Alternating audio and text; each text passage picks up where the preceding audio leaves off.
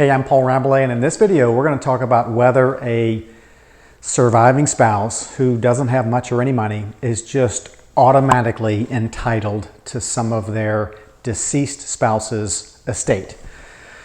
Okay, so I'm going to give you a heads up. This is a set of rules that is particular to the state of Louisiana. Now, maybe in your state you may have something similar. If you do, put it down in the comments below. But this is something that kind of creeps up on families sometimes. Let me give you an example of when it might apply. So let's say that we'll call him Dad. Dad either divorced or lost his first wife. And so Dad is now, let's say he's, let's say 70 years old, and he's got 3 adult kids.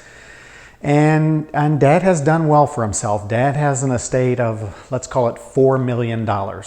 And Dad meets someone, maybe a little younger, maybe kind of pretty. And lo and behold, Dad decides to get married. And of course, she doesn't have any money, but they're in love, so they decide to get married. Well, before they get married, Dad's children get a little nervous. They're like, wait a second, Dad. At least what they say among themselves is, we don't want Dad's new wife to get all of his money. We don't want her to get any of his money. So let's go talk to Dad and make sure he has all of his estate affairs in order. So they do. Before Dad gets married, they go to Dad and they express their concerns, and it's what Mom would have wanted. And so Dad, he loves his kids and he listens and he agrees. So Dad and what I'll call Stepmom enter into a prenup before they get married, which says that's, what's his is his and what's hers is hers. And then Dad does a will, and in Dad's will, he leaves, his entire estate to his 3 kids, and he names his 3 kids as the co-executors. And so now the kids can breathe a little bit. They're kind of saying, okay, well, Dad's going to get married. We're happy for him.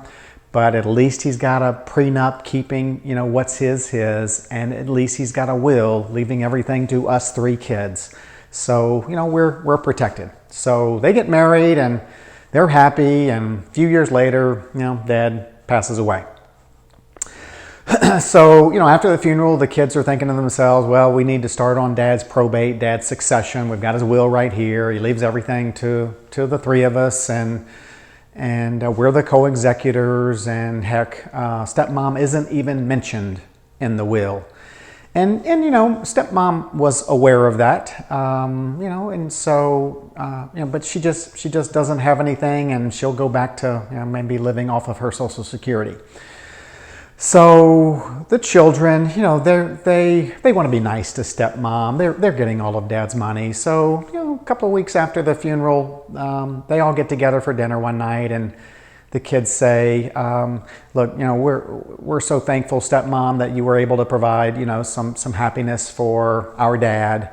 And we've started dealing with Dad's estate stuff, and as you well know, y'all had a prenup, and so everything is Dad's, and Dad had a will, and he left everything to us kids, and we're the co-executors. But we'd like to continue having a good relationship with you for how because you made our Dad happy. And then the Stepmom says, of course I'd like to keep a good relationship. I loved your Dad, and you're his kids, and I loved his kids, and so of course I'd like to keep a really good relationship. And you know what? Oh, by the way, I'm going to need $1 million. And the kids just say, well, what do you mean you're going to need $1 million?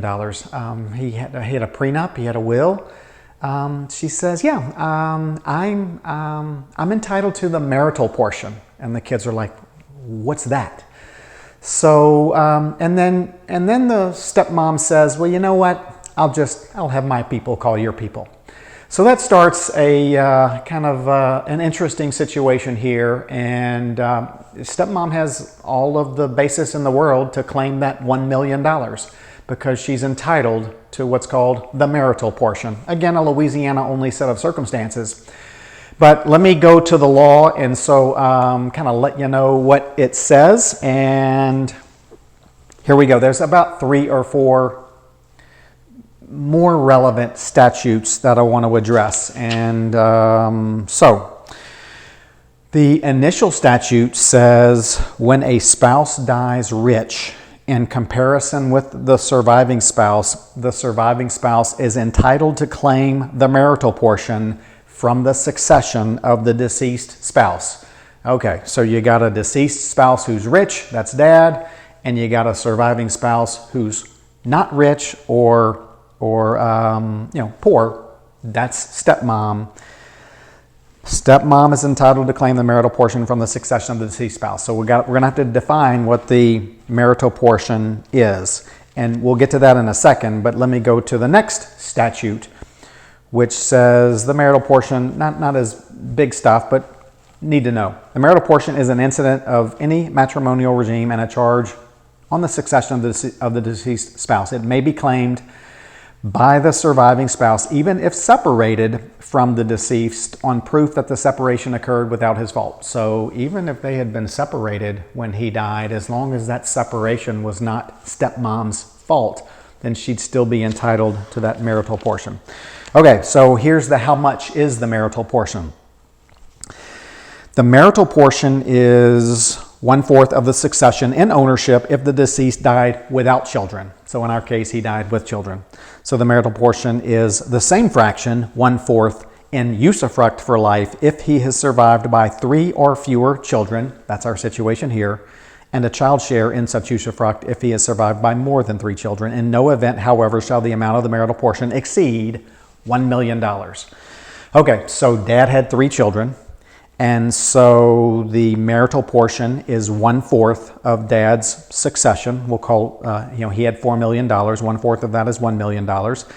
And since he had 3 children, this marital portion is 1/4 in usufruct for life. Usufruct is a Louisiana term which says that she can use it for the rest of her lifetime. And then when she dies, that amount that she had the usufruct of would revert back to his kids. But I would bet if things get a little testy there, there's just not going to be anything left when she dies. But that's to be seen for another day. All right, so it does say a legacy left by the deceased to the surviving spouse and payments due to him as a result of the death are deducted from the marital portion. So if he had left her $500,000, then perhaps the marital portion would have been another $500,000 because he left her $500,000. But in our example, he left everything to his kids. And then the final statute that I'm going to go over is the right of the surviving spouse to claim the marital portion is personal and non-heritable. The right prescribes 3 years from the date of death. So stepmom has 3 years after dad dies to make her claim. And if stepmom dies, a couple of months after dad, it doesn't go to her heirs. It's just something she can claim.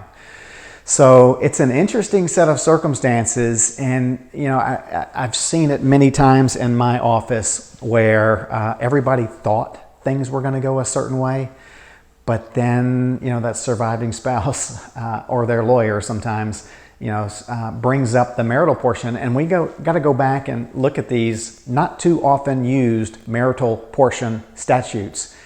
And so really couples need to be aware of this going in. And again, it typically doesn't affect the traditional family where, they have a lot of community property. So it's not going to be where one spouse dies rich and one is poor. You see this a lot in those second and third marriages where someone with some considerable wealth, could be the husband or be the wife, finds someone and marries someone who has little or nothing. And then the rich spouse dies, and that's when sometimes all hell breaks loose. So be aware of that. Again, for the third time I'm saying it, it's a Louisiana only set of rules. I don't know what other states have. If you're a lawyer or if you're somebody who has some experience in this area in another state outside of Louisiana, we'd love to hear your thoughts on how something like that might apply in your state. So next thing I want you to do just is hit that subscribe button, and that'll make YouTube, I guess, pop my educational videos up more when you pull up YouTube. And then of course hit the notification bell when you hit the subscribe button.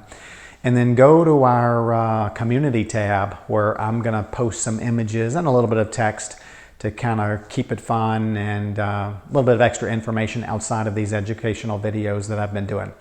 All right, so bottom line there, if you live in Louisiana and there's a potential set of circumstances with you, with your parents, where there could be one spouse has a lot of assets, one spouse has very little, you could be looking at a marital portion situation if the kind of wealthier spouse dies first. Be aware of that, know what you can do, take care of stuff so that hopefully, you know, those relationships of those people that you leave behind don't just get destroyed because things weren't addressed the right way. All right, I'm Paul Rabalais. Have a great day. Take care.